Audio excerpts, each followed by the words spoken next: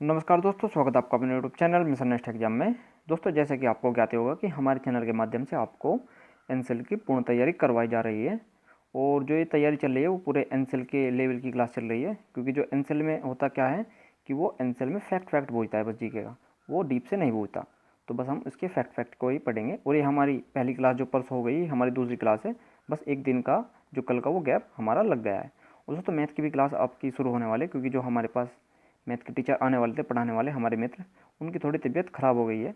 तो 2-3 दिन में वो रिकवर हो जाएंगे, और जैसे ही वो रिकवर हो जाते हैं तो हम उनको अपने पास बुला लेंगे और हम मैथ की वीडियो अपने चैनल पर डालना एक रोज़ प्रारंभ कर देंगे।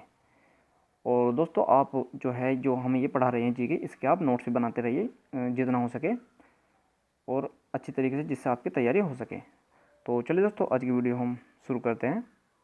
अगर आप हमारे चैनल पर नहीं हो तो चैनल को सब्सक्राइब करके बेल आइकन को प्रेस कीजिए, ताकि आपको हर एक नई वीडियो की नोटिफिकेशन सबसे पहले मिल सके। तो चलिए दोस्तों, वीडियो को हम शुरू करते हैं। तो चलिए दोस्तों, आज हम पढ़ेंगे सौरमंडल के ग्रह के बारे में। और पिछली क्लास में हमने पढ़ा था विश्व भूगोल के अंतर्गत ब्रह्मांड, मंदाकिनी और सौरमंडल के बारे में। तो दोस्तों, आज हम जानेंगे सौरमंडल के ग्रह के बारे में। तो चलिए दोस्तों, वीडियो को शुरू करते हैं। और दोस्तों, अभी तक आपने वो वीडियो भी नहीं देखी तो इस वीडियो के डिस्क्रिप्शन में आपको उस वीडियो का लिंक मिल जाएगा, आप वहाँ से वो वीडियो जाकर देख सकते हो। वो काफ़ी इंपॉर्टेंट वीडियो है, तभी आपको इसका बेस समझ में आएगा। चलिए, सूर्य या अन्य किसी तारे के चारों ओर चक्कर लगाने वाले खगोलीय पिंड को हम क्या कहते हैं? उनको हम ग्रह कहते हैं। ये प्रकाशहीन होते हैं, यानी इनका खुद का कोई प्रकाश नहीं होता, ये सूर्य के ही प्रकाश से चमकते हैं। चलिए आगे हम देखते हैं। अंतर्राष्ट्रीय खगोल संघ यानी इंटरनेशनल एस्ट्रोनॉमिकल यूनियन IAU की प्राग सम्मेलन 2006 के अनुसार सौरमंडल में मौजूद पिंडों यानी ग्रहों की संख्या 8 तय की गई थी। पहले संख्या 9 थी, परंतु अगस्त 2006 में यम प्लूटो को ग्रहों की श्रेणी से हटाकर उनको बोनो ग्रहों की श्रेणी में डाल दिया गया था। चलिए आगे देखते हैं। जो ग्रह होते हैं हम उसको दो भागों में विभाजित करते हैं, पार्थिव या आंतरिक ग्रह, बाहरी या गैसीय ग्रह। पार्थिव आंतरिक ग्रह किसे कहते हैं? पार्थिव या आंतरिक ग्रह उनको कहते हैं जो पृथ्वी के आकार के बने होते हैं, यानी उनके अंदर चट्टानें होती है, मिट्टी होती है।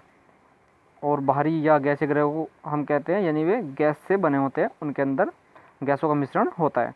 तो पार्थिव या आंतरिक ग्रहों के अंदर हमने 4 ग्रहों को रखा है, बुध, शुक्र, पृथ्वी तथा मंगल।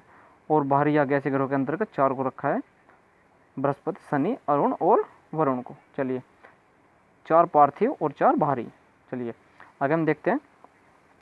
इनमें से हम 5 को अपनी नंगी आंखों से देख सकते हैं, यानी इन जो ये 5 ग्रह होते हैं इन्हें टेलीस्कोप से देखने की ज़रूरत नहीं रहती, ये आंखों से दिख जाते हैं। यह मंगल, बुध, बृहस्पति, शुक्र और शनि, ये 5 ग्रह हैं जिसको हम अपनी नंगी आंखों द्वारा देख सकते हैं। चलिए दोस्तों, आगे देखते हैं। सौरमंडल के ग्रह कुल 8 हैं, जिसमें मंगल को हम अंग्रेजी में मार्स कहते हैं, बुध को मरकरी, बृहस्पति को जुपिटर, शुक्र को विनस, शनि को सैटर्न, पृथ्वी को अर्थ, अरुण को यूरेनस और वरुण को नेपच्यून। तो दोस्तों, आप इसके इंग्लिश में भी नाम याद कर लीजिए, क्योंकि इंग्लिश में भी ये एग्जामिनर कभी कभी ये पूछ लेता है इसके नाम। चलिए, इसकी कुछ हम विशेषताएं पढ़ते हैं। तो सौरमंडल में सर्वाधिक ताप अंतराल वाला जो ग्रह है वो बुध है। यहाँ दिन का तापमान +350 डिग्री से 390 डिग्री एवं शाम का तापमान 170 डिग्री से माइनस, सॉरी आप यहाँ पर 150 कर लीजिए, यहाँ पर 150 है, तो -150 डिग्री से 170 डिग्री तक पाया जाता है। तो आप देख सकते हो इसमें कितना बड़ा अंतराल है। आगे हम देखते हैं। सौरमंडल के ग्रहों में सर्वाधिक तापमान वाला ग्रह शुक्र ग्रह है। इस पर +475 डिग्री सेल्सियस एवं सबसे कम 278 डिग्री सेल्सियस पाया जाता है। और तो दोस्तों, ये दोनों अलग अलग क्वेश्चन हैं, आप इनको अच्छे तरीके से पढ़ लीजिए। चलिए आगे हम देखते हैं। सूर्य से ग्रहों का क्रम। तो सूर्य से ग्रहों का क्रम है, तो सूर्य के सबसे नज़दीक आता है बुध, फिर शुक्र, पृथ्वी, मंगल, बृहस्पति, शनि, अरुण और वरुण। और दोस्तों, इसकी हमारे पास एक बहुत ही मज़ेदार शॉर्ट ट्रिक है, जिसकी वीडियो आपको इस वीडियो के थोड़ी देर अपलोड होने के बाद मिल जाएगी। तो आप उस वीडियो को बिल्कुल भी देखना ना भूलें, क्योंकि एग्ज़ाम में बहुत ही ज़्यादा क्वेश्चन पूछे जाते हैं इससे। सूर्य का जो क्रम होता है उससे हमारे ग्रहों का क्रम पूछता है। तो दोस्तों, वो बहुत ही मज़ेदार ट्रिक है और आपको बिल्कुल आसानी से वो समझ में आ जाएगी। और आप जब भी एग्ज़ाम में कुछ इससे रिलेटेड क्वेश्चन देखते हो तो 2 सेकंड में उसका आप आंसर निकाल सकते हो। तो हमारी 2-3 ट्रिक होगी उसमें, तो आप उस वीडियो को ज़रूर देखिएगा। चलिए आगे हम देखते हैं। सबसे नज़दीक ग्रह कौन सा है, वो बुध है। सबसे दूर ग्रह है वो वरुण है, सूर्य से है ये। पृथ्वी का क्रम तीसरा है। अब देखो ये तीसरे नंबर पर है पृथ्वी सूर्य से। पृथ्वी दोनों किनारों पर ग्रह तो कौन कौन से, शुक्र और मंगल। तो शुक्र और मंगल पृथ्वी के दोनों किनारों पर है। चलिए, पृथ्वी के सबसे नज़दीक ग्रह शुक्र है, यानी शुक्र जो ग्रह है वो सबसे नज़दीक ग्रह है पृथ्वी के। तो चलिए दोस्तों, आगे हम देखते हैं घनत्व के अनुसार ग्रहों का क्रम। तो घनत्व के अनुसार देखते हैं हम, पृथ्वी का घनत्व जो होता है सबसे अधिक होता है, उससे बाद में बुध, फिर शुक्र, मंगल, वरुण, बृहस्पति, अरुण, और यहाँ पर ये थोड़ा लिखने में मिस्टेक हो गई, यहाँ पर आएगा शनि। तो शनि, ठीक है दोस्तों, यहाँ पर शनि आएगा। तो पृथ्वी का घनत्व सबसे अधिक और शनि का घनत्व सबसे कम होता है। इसकी भी शॉर्ट ट्रिक आपको इस वीडियो में मिल जाएगी, बहुत ही मज़ेदार शॉर्ट ट्रिक है जो आपके एकदम माइंड में फिट हो जाएगा, और 2 सेकंड में, मात्र 2 सेकंड में इसका आंसर आप एग्जाम में निकाल सकते हो। चलिए आगे हम देखते हैं, आकार व द्रव्यमान के अनुसार ग्रहों का क्रम। तो सबसे जो बड़ा ग्रह है हमारे सौरमंडल में वो बृहस्पति है, उसके बाद शनि, फिर अरुण, वरुण, और पृथ्वी जो है हमारे 5वें नंबर पर आती है। ये क्वेश्चन काफ़ी बार पूछा भी गया है। और फिर आता है शुक्र, मंगल और बुध, और जो बुध का जो आकार है वो सबसे छोटा, और बृहस्पति का आकार है जो सबसे बड़ा है। चलिए आगे हम देखते हैं, पृथ्वी का घनत्व सबसे अधिक व शनि का सबसे कम होता है। ठीक है, ये हमने पढ़ भी लिया। तो ग्रहों के विवरण के बारे में देखते हैं हम। अब हम ग्रहों के बारे में पढ़ेंगे। तो बुध यानी मरकरी सूर्य के सबसे नज़दीक व आकार में सौरमंडल का सबसे छोटा ग्रह है। ये जो लाइन है ये बहुत ही इम्पोर्टेंट लाइन है, ये काफ़ी बार क्वेश्चन एग्जाम में पूछा भी गया है। चलिए आगे हम देखते हैं, इसका कोई उपग्रह नहीं और न ही इस पर कोई वायुमंडल है, इसी कारण इसके तापमान में सर्वाधिक अंतर पाया जाता है। यह सूर्य की परिक्रमा सबसे तेज 88 दिन में 48 किलोमीटर प्रति घंटे गति से ये पूरा करता है। चलिए, इसका कोर या करोड़ निकिल व लोहे का बना होता है, अतः इस पर चुंबक के गुण पाए जाते हैं। तो ऑब्वियसली बात है, अगर उस पर लोहे के गुण पाए जा रहे हैं तो चुंबक गुण अवश्य पाए जाएंगे। चलिए दोस्तों आगे हम देखते हैं, यह सर्वाधिक ताप अंतराल वाला ग्रह है। इसका दिन का तापमान जो होता है +390 डिग्री व रात का तापमान -170 डिग्री सेल्सियस तक होता है, तथा दिन सर्वाधिक गर्म व रातें इसकी बर्फीली पाई जाती है। चलिए दोस्तों आगे हम देखते हैं, बुध का कक्षा झुकाव 7 डिग्री होता है तथा सौरमंडल में इसकी कक्षा गति सबसे तेज पाई जाती है, इसी कारण यह सबसे कम समय में सूर्य की परिक्रमा भी कर लेता है। चलिए आगे हम देखते हैं, यह सूर्य के सबसे नज़दीक होने के कारण सूर्य निकलने के 2 घंटे बाद यह सबसे पहले दिखाई देता है। तो चलिए दोस्तों आगे हम देखते हैं शुक्र यानी यूरेनस ग्रह के बारे में। तो सूर्य से जो इसका क्रम है वो दूसरा व आकार में 6ठा स्थान है, और आकार व बनावट में सेम है पृथ्वी के समान, अतः पृथ्वी की इसको हम जुड़ो बहन भी कहते हैं। और दोस्तों इसका भी कोई उपग्रह नहीं है। चलिए आगे हम देखते हैं, घूमना पूर्व से पश्चिम तथा सौरमंडल का सबसे चमकीला व गर्म ग्रह है, अतः इस पर CO2 की मात्रा लगभग 97% तक पाई जाती है, अतः इसे हम प्रेशर कुकर प्लैनेट भी कहते हैं। यह पृथ्वी के सबसे निकटतम ग्रह है, और ये यहाँ से एक ऐसा क्वेश्चन पूछा जाता है कि पृथ्वी के सबसे जो निकटतम ग्रह है उसका नाम क्या है, तो उसका नाम है शुक्र ग्रह है। चलिए आगे हम देखते हैं, इसे सांझ का तारा या भोर का तारा भी हम कहते हैं, क्योंकि यह शाम को पश्चिम दिशा में और सुबह को पूर्व दिशा में दिखाई देता है। चलिए आगे हम देखते हैं, महत्वपूर्ण नोट है ये। तो बुध तथा शुक्र 2 ऐसे ग्रह हैं जिनका कोई उपग्रह नहीं है, ये मैंने आपको पीछे भी बताया था। तो वायुमंडल दाब पृथ्वी से लगभग 90 गुना अधिक होता है इस पर, तथा अपना अक्ष का एक चक्कर पृथ्वी से लगभग 243 गुना कम गति से पूरा करता है। चलिए दोस्तों नेक्स्ट हम देखते हैं जुपिटर यानी बृहस्पति ग्रह के बारे में। तो सूर्य से दूरी के अनुसार 5वां ग्रह है, वह आकार में सौरमंडल का सबसे बड़ा ग्रह है, इसे हम पीले रंग का ग्रह भी कहते हैं, तथा आकार बड़ा होने के कारण इसको मास्टर ऑफ गाइड भी कहा जाता है। ये काफ़ी इंपॉर्टेंट लाइन है, ये काफ़ी बार एग्जाम में पूछी भी गई है। चलिए नेक्स्ट टाइम देखते हैं, दूसरा सर्वाधिक उपग्रह वाला ग्रह, इसके 63 उपग्रह हैं। तो इस लाइन में कई लोग सोच भी रहे होंगे कि ये दूसरा सर्वाधिक उपग्रह वाला ग्रह कैसे हो गया, ये तो पहले नंबर पर होना चाहिए। तो दोस्तों 2019 में इसके डाटा चेंज हो गए, ये मुझे भी नहीं पता था, ये किताब में से ही मैंने लिखा। तब जब मुझे पता चला इसके बारे में तो मैंने इंटरनेट पर सर्च किया, तो वहाँ पर मुझे ये मिला। तो सबसे ज़्यादा अब उपग्रह हो गए हैं किसके, शनि के सबसे ज़्यादा उपग्रह हो गए, वो भी 82। तो चलिए दोस्तों अब हम उसकी वेबसाइट पर चलते हैं जहाँ पर ये लिखा हुआ है। तो चलिए दोस्तों, अब हम आ गए BBC न्यूज़ की ऑफिशियल वेबसाइट पर। और दोस्तों ये BBC न्यूज़ है, ये बहुत ही ऑथेंटिक जानकारी देता है, और ये ऑथेंटिक जानकारी देने के कारण ही वर्ल्ड में नंबर 1 पर ये जो BBC न्यूज़ चैनल है ये बना हुआ है। तो चलिए देखते हैं इस आर्टिकल में क्या लिखा है। तो सबसे अधिक चंद्रमा के मामले में शनि ने बृहस्पति को पीछे छोड़ा। और दोस्तों आप देख भी सकते हो यहाँ पर डेट 9 अक्टूबर 2019 की ये डेट है। चलिए हम पढ़ते हैं आगे।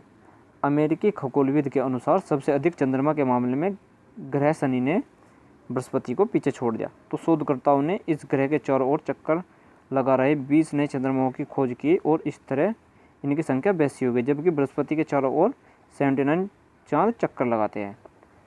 चलिए आगे हम देखते हैं। नए उपग्रहों की खोज हवा में स्थित सुबारू टेलीस्कोप की मदद से की गई।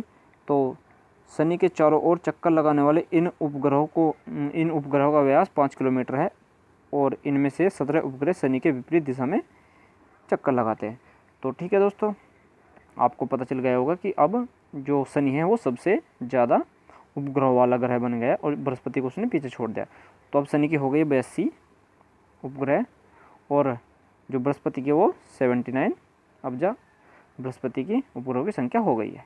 चलिए तो चलिए दोस्तों, आपको पता चल गया होगा कि अब शनि ग्रह के सबसे अधिक ग्रह और बृहस्पति दूसरे नंबर पर है। तो दूसरा सर्वाधिक उपग्रह वाला ग्रह है बृहस्पति। तो उसके 63 नहीं, अभी हमने BBC न्यूज़ के ऑफिशियल वेबसाइट पर चेक भी किया था उसके आर्टिकल में, तो उसके हैं 79 उपग्रह अब जब वर्तमान में जो डेटा है। चलिए आगे हम देखते हैं। गैनीमेड सौरमंडल का सबसे बड़ा उपग्रह है और यह बाह्य व गैसीय ग्रह है। इस पर हाइड्रोजन, हीलियम और मीथेन की अधिकता पाई जाती है। चलिए इसके चारों ओर गैस के छल्ले पाए जाते हैं। इसके छल्लों को हम वलय भी कहते हैं। इसकी खोज 1989 में की गई थी। तो ठीक है दोस्तों, आगे हम देखते हैं शनि यानी सैटर्न ग्रह के बारे में। चलिए सूर्य से छठा क्रम व आकार में दूसरा बड़ा ग्रह है, सबसे कम घनत्व वाला ग्रह है। तो जो शनि है सबसे कम घनत्व वाला, और सबसे ज़्यादा घनत्व वाला कौन सा ग्रह है? पृथ्वी। चलिए आगे हम देखते हैं। अंतरिक्ष में तैरता हुआ नजर आता है और आगे लिखा सौरमंडल में सर्वाधिक उपग्रह वाला ग्रह तथा इसके प्रमुख उपग्रह टाइटन है तथा इसके उपग्रहों की संख्या ये 61 नहीं है। इसके उपग्रहों की संख्या कितनी है? अभी हमने चेक किया था, तो इसके उपग्रहों की संख्या है 82 यानी 82 इसके उपग्रहों की संख्या है। चलिए ये गलत लिखा हुआ है। इसके भी चारों ओर गैस के छल्ले व रिंग पाए जाते हैं। तो चलिए दोस्तों, आगे हम देखते हैं अरुण यानी यूरेनस ग्रह के बारे में। तो सूर्य से जो इसका क्रम है वो 7वां व आकार में तीसरा बड़ा ग्रह है। और दोस्तों घूमना पूर्व से पश्चिम और खोज की थी इसकी विलियम हरेरल ने, और प्रमुख ग्रह है इसका टाइटेनिया। चलिए आगे हम देखते हैं। इस ग्रह को लेटा हुआ ग्रह भी कहते हैं क्योंकि इसका जो झुकाव है वो 0 डिग्री पर स्थित है। तो चलिए दोस्तों, नेक्स्ट हम देखते हैं वरुण ग्रह के बारे में। तो इसका अंग्रेजी नाम है नेपच्यून। आप ये इस ग्रह के अंग्रेजी नाम भी याद कर लीजिए, ठीक है दोस्तों, क्योंकि एग्जाम में अंग्रेजी नाम भी इनके पूछता है। तो सूर्य से सबसे दूर और आकार में चौथा बड़ा ग्रह है। अधिक दूर होने के कारण सौरमंडल का सबसे ठंडा ग्रह हम इसको कहते हैं। खोज की थी इसकी जॉन गॉले ने, और इसे हरे रंग का ग्रह भी हम कहते हैं क्योंकि इस ग्रह के चारों ओर मीथेन गैस के बादल छाए रहते हैं। तो चलिए दोस्तों, यहाँ हमारे ख़त्म होते हैं ग्रह, और अब हम पढ़ते हैं चंद्रमा के बारे में। काफ़ी इंपॉर्टेंट टॉपिक है भी, इससे अक्सर क्वेश्चन पूछे जाते हैं। तो पृथ्वी का एकमात्र उपग्रह है, इसे जीवाश्म ग्रह भी हम कहते हैं। चंद्रमा की विधा का अध्ययन को सेनोलॉजी भी हम कहते हैं। और चंद्रमा का व्यास 3478 है और पृथ्वी का एक चक्कर 27.5 दिन में ये पूरा करता है। चलिए आगे देखते हैं हम। पृथ्वी की सतह से चंद्रमा का दिखने वाला भाग 57% है और अंतरिक्ष से चंद्रमा का रंग कैसे दिखाई देता है? ये काला दिखाई देता है। आगे लिखा है चंद्रमा का गुरुत्वाकर्षण बल पृथ्वी के गुरुत्वाकर्षण बल का 1/6 है और चंद्रमा का प्रकाश पृथ्वी पर 1.30 सेकंड में पहुंचता है, यानी 1.3 सेकंड में चंद्रमा का जो प्रकाश होता है रिफ्लेक्शन होकर वो पृथ्वी पर पहुंचता है। चलिए नेक्स्ट देखते हैं। चंद्रमा पर प्रथम मानवयुक्त चंद्रयान अपोलो 20 जुलाई 1969 को उतारा गया था। आगे देखते हैं। चंद्रमा पर कदम रखने वाला प्रथम व्यक्ति नील आर्मस्ट्रॉन्ग 20 जुलाई 1969 को पहला उन्होंने कदम चंद्रमा पर रखा था। तो चलिए दोस्तों, नेक्स्ट हम देखते हैं चंद्रयान प्रथम के बारे में। ये काफ़ी इंपॉर्टेंट टॉपिक है और एनसीएल के 2019 में पिछले एग्जाम में ये क्वेश्चन पूछा भी गया था HEMM ऑपरेटर के एग्जाम में। चलिए देखते हैं हम इसको। 22 अक्टूबर 2008 को भारतीय अंतरिक्ष अनुसंधान केंद्र यानी इसरो ने आंध्र प्रदेश के श्री हरिकोटा स्थित जो सतीश धवन अंतरिक्ष केंद्र है वहाँ से इसको PSLV-C सेकंड के माध्यम से लॉन्च किया और चंद्रमा के समय इसको सफलतापूर्वक उतारा। और उस समय इसरो के जो अध्यक्ष थे वो माधवन नायर थे। ये काफ़ी इंपॉर्टेंट लाइन है। ऐसे पूछ लेते हैं कि उस समय चंद्रयान प्रथम के समय इसरो के अध्यक्ष कौन थे, ऐसे पूछा भी गया ये क्वेश्चन। चलिए नेक्स्ट हम देखते हैं चंद्रयान सेकंड। ये काफ़ी चर्चा में भी रहा था और ये चर्चा में इस वजह से रहा था कि इस पर काफ़ी खर्च भी होता और ये जो चंद्रयान सेकंड मिशन था ये फेल भी हो गया था। चलिए देखते हैं 22 जुलाई 2019 को इसको लॉन्च किया गया था। तो रॉकेट लॉन्चर कौन सा था? GSLV Mark 3। ये काफ़ी इंपॉर्टेंट पॉइंट है, अच्छी तरीके से आप याद कर लीजिए, एग्जाम में पूछा जाता है। और लॉन्चिंग संस्था कौन थी? वही थी इसरो। इसको सतीश धवन अंतरिक्ष केंद्र श्री हरिकोटा आंध्र प्रदेश से इसको लॉन्च किया गया था। और इसरो के अध्यक्ष कौन थे? तो के सिवान उस समय इसरो के अध्यक्ष थे। और मुख्यालय कहाँ पर स्थित है इसका इसरो का? कर्नाटक बेंगलुरु में। और स्थापना हुई थी इसकी 15 अगस्त 1969 में। और इसके संस्थापक थे विक्रम साराभाई।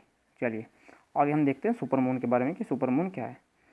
तो किसी पूर्णिमा को जब चंद्रमा पृथ्वी के सबसे नज़दीक होता है, इससे चंद्रमा 14% तक बड़ा दिखाई देता है, वह 30% अधिक चमकता है, उसको हम सुपरमून कहते हैं।